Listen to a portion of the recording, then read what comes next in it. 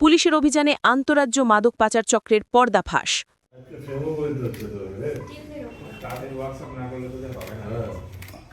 মাদক কারবারের রুটে এবার নয়া মোড়। এবার আর সড়ক পথ নয়, সরাসরি আকাশপথে পাচার হচ্ছিল মাদক তৈরির কাঁচামাল। মালদা জেলা পুলিশের অভিযানে ফাঁস হল এই আন্তঃরাজ্য মাদক পাচার চক্রের পর্দা। ঠিক কি ঘটেছে?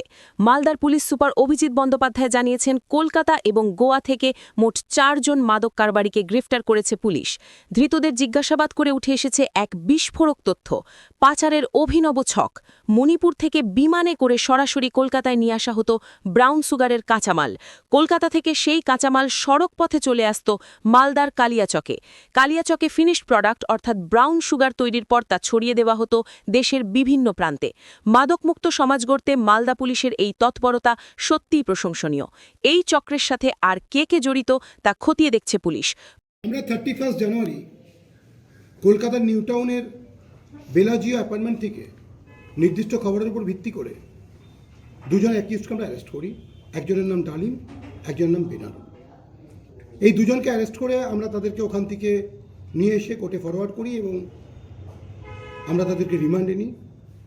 ডিউরিং ইন্টারোগেশন আমরা ওদের কাছ থেকে একটা অ্যাপ্রক্স 500 গ্রামের মতো ক্রুড, যেটা essential ingredient for manufacturing brown sugar, সেটা সিজার করি এবং এদের কাছ থেকে আমরা বেশ কিছু তথ্য পাই যে এই র্যাকেটটার মধ্যে আর কারা কারা যুক্ত আছে।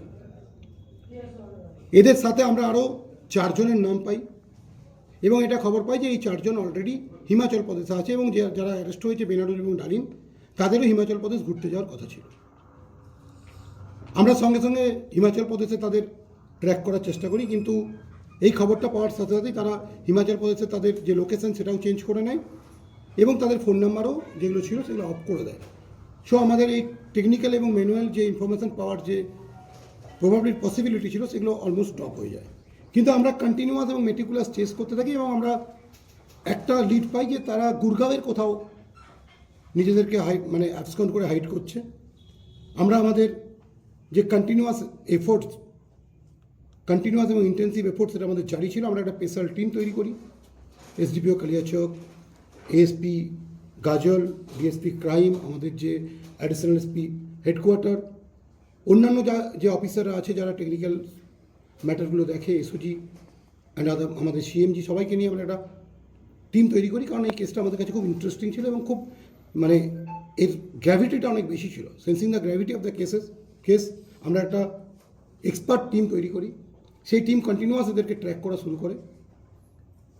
ফর্চুনেটলি আমরা একটা লিড পাই যে এই 4 জন যারা অ্যাবসকন্ড করছিল হিমাচল প্রদেশ থেকে গুরগাঁও এসেছিল এবং গুরগাঁও থেকে তারা দিল্লি থেকে ফ্লাইট নিয়ে কোথাও বেরিয়ে যাচ্ছে। তখন আমরা তাদের যখন ট্র্যাক করা শুরু করি তখন আমরা জানতে পারি এরা কলকাতা রিটার্ন করছে না, এরা গোয়া যাচ্ছে। ইমিডিয়েটলি আমরা আমাদের একটা টিমকে গোয়ার উদ্দেশ্যে স্টার্ট করাই এবং ইন দ্য মিন টাইম, যেহেতু গোয়া এখান থেকে যেতে অনেকটাই সময় লেগে যাবে, আমরা গোয়া পুলিশের সঙ্গে কন্ট্যাক্ট করি। তাদের আমরা ডিটেলস, একদম ফ্লাইটের যে টিকিটের ডিটেলস, ফ্লাইট ডিটেলস, তাদের ছবি, সব কিছু আমরা তাদেরকে শেয়ার করি এবং আমাদের টিমও এখান থেকে মুভ করে যায়। With the assistance of the Goa police আমরা তাদেরকে ডিটেন করি ওখানকার এয়ারপোর্টে ডিটেন করার পর আমরা তাদেরকে ট্রানজিট রিমান্ডে নিই। ট্রানজিট রিমান্ডে নিয়ে এসে আমরা এসওপি অনুযায়ী আমাদের যে এখানকার মালদা কোর্টে তাদেরকে ফরওয়ার্ড করি এবং 7 দিনের রিমান্ড পাওয়া যায়। ইন্টারোগেশনে আমরা তাদের কাছ থেকে একটা জার কন্টেনার রিকভারি করি। যে কন্টেনারে হার্বাল লাইফ নিউট্রিশন বলে লেখা ছিল, স্টাইললেস হার্বাল লাইফ নিউট্রিশন, তার ভিতরে ওরা বলে যে এটা ব্রাউন সুগার আছে, কিন্তু আমরা দেখি সেটা একটা সিল্ড জার, যেরকম হরলিক্স, কমপ্লেন বা অন্যান্য যে নিউট্রিশনাল ফুডগুলো আছে বা এরকম হার্বাল লাইফে যে সমস্ত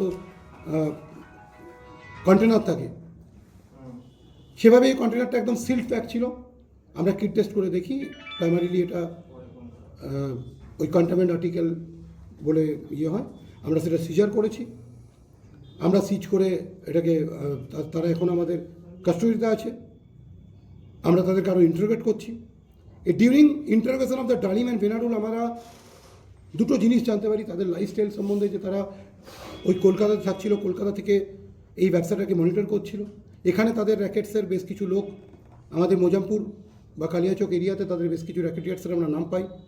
ওরা ওখান থেকে ক্রুডটা আনাচ্ছিল। ওরা ইন্টারোগেশনে একটা চাঞ্চল্যকর তথ্য দেয় যে এই ক্রুডটা তারা মণিপুর থেকে আনার ছিল ভায়া প্লেন। ইম্ফল এয়ারপোর্ট থেকে এটা এসে কলকাতা এয়ারপোর্টে নামছিল। ওখান থেকে বেশ কিছু লোক যারা এটা এদেরকে এসে ডেলিভারি দিত, কখনও এয়ারপোর্টের বাইরে ডেলিভারি দিয়েছে, কখনও এই ডেলিভারিটা তারা দিয়েছে ওই বেলাজিও অ্যাপার্টমেন্টের কাছাকাছি। আমরা তার সার্কামস্টেন্সিয়াল এভিডেন্স খোঁজার চেষ্টা করি। আমরা বেশ কিছু সার্কামস্টেন্সিয়াল এভিডেন্সেস পাই যেগুলো তাদের স্টেটমেন্টকে করবোরেট করছে। তো এটা এখনও পর্যন্ত আমরা জানতে পেরেছি। আমরা প্রাইমারিলি ডালিমের ইন্টারোগেশন থেকে আমরা প্রথমে জানতে পারি যে ডালিম এটা ইন্টারোগেশনে কনফেস করে যে এই ক্রুডটা তারা মণিপুরের কয়েকজন তাকে এসে এটা সাপ্লাই করে দিয়ে যাচ্ছে। তারা আসছে ভায়া প্লেন, এটা সে ইন্টারোগেশনে বলে। আমরা তারও যে স্টেটমেন্টটা ছিল সেটাকে ভেরিফাই করি। সেই লিডগুলো যেগুলো আমরা পেয়েছিলাম সেগুলোকে আমরা আরও বেশি করে নার্চার করি। আমাদের ইনভেস্টিগেশন এখনও আমাদের প্রসেসে আছে। আমরা যে সমস্ত কনসার্ন অথরিটির সঙ্গে কথা বলার দরকার সেগুলো আমরা বলছি, আর আমরা এভিডেন্স কালেক্ট করি। এয়ারপোর্ট মানে কি করে প্লেনে এলো ওটা বিষয়টা, এটাই তো বড়।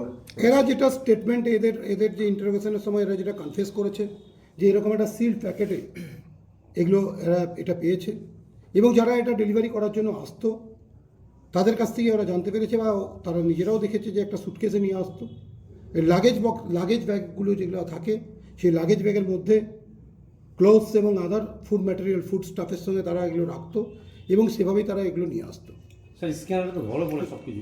আমরা এয়ারপোর্ট অথরিটির সঙ্গে ডেফিনেটলি যোগাযোগ করবো ডিউরিং ইনভেস্টিগেশন। আমার সেটা হচ্ছেও, চলছেও।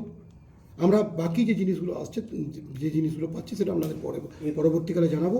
আমরা কনসার্ন অথরিটির সঙ্গে কথা বলবো। স্যার সিসিটিভি ফুটেজ এদের লাইফস্টাইল কিরকম কলকাতা নাইট ক্লাবে যাওয়া? আমরা যেটুকু জানতে পারি যে আপনি যেটা বললেন যে বিভিন্ন নাইট ক্লাবে এদের যাতায়াত ছিল, কলকাতার অভিজাত নাইট ক্লাবেরা মানে এদের যাতায়াত ছিল। সেই জায়গাগুলো আমরা নাম পেয়েছি, তাদেরগুলো আমরা যেগুলো CCTV footage and all we are collecting ইট।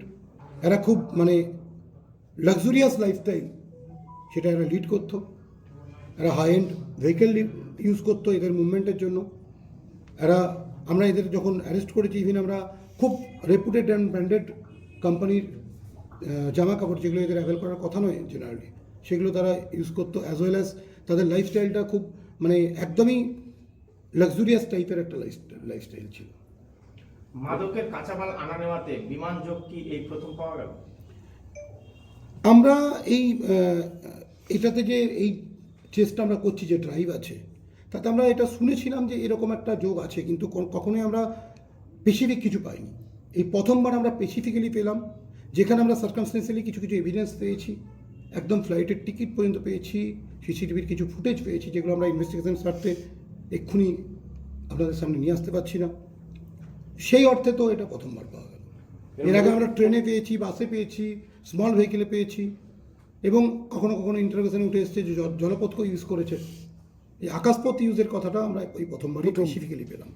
কোথায় যাচ্ছিল, মানে কোথা থেকে কোথায় মূলত এরা পাচার করতো এই র্যাকেটটা? দেখুন, এখন আমরা এই কেসটাতে, এই কেস রিলেটেড যেটা আছে, এই কেসের কনসার্ন যেটা মানে এই কেসের রিলেটেড যেটা আছে, তাতে আমরা দেখেছি ইম্ফল থেকে কলকাতাতে আসতো, এবং এই কলকাতাতে আসার পর এরা এটা রিসিভ করে কালিয়াচকের ডিফারেন্ট পকেটে এরা এটাকে সাপ্লাই করতো ফর ম্যানুফ্যাকচারিং ব্রাউন সুগার। এটা করার পর তারা আবার এই র্যাকেটটাই আবার সেইটাকে আবার বিভিন্ন পকেটে, বিহার টিহার বিভিন্ন জায়গাতে, ভারতবর্ষের বিভিন্ন পকেটে আবার এই ম্যানুফ্যাকচার ব্রাউন সুগারটাকেও আবার ছড়িয়ে দিত। এরা দ্বিমুখী কাজ করতো, কাঁচামালও নিয়ে আসতো, আবার কাঁচামাল নিয়ে এসে সেইটা ম্যানুফ্যাকচার করে সেটাকেও ছড়িয়ে দিত। কিন্তু আমরা ইনভেস্টিগেশনের একটা আরও চাঞ্চল্যকর তথ্য পেয়েছি, যারা এটাকে প্রোভাইড করছে মণিপুর থেকে, তারা শুধু তাদের মুভমেন্টকে ট্র্যাক করে আমরা যেটা জানতে পেরেছি, তাদের দেশের বিভিন্ন প্রান্তে মুভমেন্ট আছে। সো এটা প্রিলিমিনারি আমাদের মনে হয়েছে, প্রাইমারিলি আমাদের মনে হয়েছে যে কাঁচামালের সরবরাহটা এরা এভাবে করে থাকে। যেটা ওই এর মধ্যে আছে ওটা কি কাঁচামাল না তৈরি ব্রাউন সুগার? না, এটা যেটা আছে সেটা ক্রুড ম্যাটেরিয়াল, যেটা essential ingredient for manufacturing brown sugar. Sir এদের সঙ্গে কোনো বিদেশি যোগ আছে? এত লাক্সারিয়াস লাইফস্টাইল করছে। লাক্সারিয়াস লাইফস্টাইলের সঙ্গে বিদেশ যুগের ব্যাপারটা আমি বুঝলাম না। এরা ইললিগেল ওয়েতে প্রচুর পরিমাণ অর্থ উপার্জন করে। বলা যেতে পারে কোনো আন্ডারওয়ার্ল্ডের সাথে যোগ বা আন্তর্জাতিক এই জিনিসটাই তো আন্ডারওয়ার্ল্ডের মতো একটা কাজ। তো এই যে জিনিসটা, এই যে ড্রাগ সিন্ডিকেট, এটা একটা মেনাস, এটা একটা জঘন্যতম অপরাধ। এরা এটার সঙ্গে যুক্ত। এটা 597 গ্রাম ওয়েজ আছে উইথ কন্টেনার। বাট এদের ইন্টারোগেশন আমরা যেটা পেয়েছি হিউজ পরিমাণ of crude, huge amount of crude material they have collected, they have brought from Manipur, এবং তার ফলে সেটার অন্তত 3.5 টাইমস ম্যানুফ্যাকচারিং হয়েছে ব্রাউন সুগার, সেটাকে তারা বিভিন্ন জায়গায় সার্কুলেট করেছে। এই যে র্যাকেটটা আছে, যে র্যাকেটটাকে আমরা এখন পর্যন্ত 6 জনকে এদের মধ্যে আমরা অ্যারেস্ট করেছি, এই র্যাকেটটা খুব বড় র্যাকেট আছে এবং এরা টেকনিক্যালিও খুব সাউন্ড র্যাকেট আছে, এদের স্প্যানটা অনেক বড় আছে। স্যার এদের বাড়িগুলো কোথায়? এদের ম্যাক্সিমাম যে 6 জনেরই বাড়ি সেটা কালিয়াচক থানা এরিয়াতে। আর এই ডালিম আর ইয়ে দুজন ওদের বাড়ি? এদের বাড়িও কালিয়াচক থানা এরিয়াতে। এরা যখন দিল্লি থেকে গোয়াতে গেল তখন এই 6 জন যে আছে, Dalim, Benarul, Ismail Sheikh, Sourav Ali alias Hajikul, Mizanur Rahman alias Mamun and Abdul Subhan alias Khichu. এটা আমাদের যে কন্টিনিউয়াস ড্রাইভ চলছে এগেনস্ট দ্য ড্রাগ, তারই এটা পার্ট আছে। আমরা এখনো পর্যন্ত প্রায় 72 কিলো ব্রাউন সুগার এবং ক্রুড ম্যাটেরিয়াল মিলে সিজার করেছি।